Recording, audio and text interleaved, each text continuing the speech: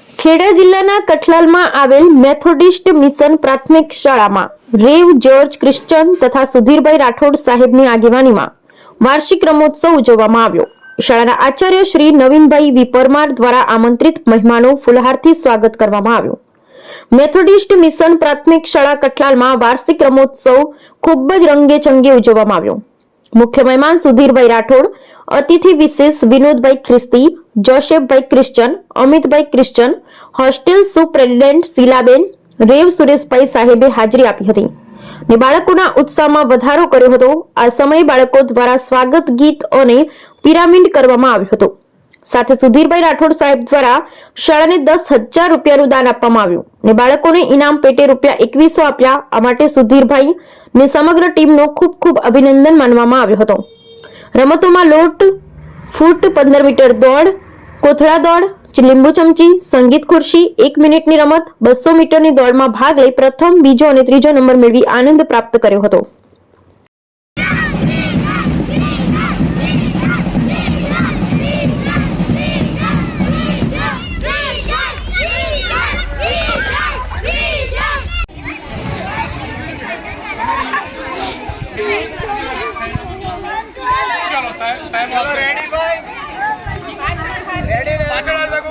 અને 1, 2, 3 3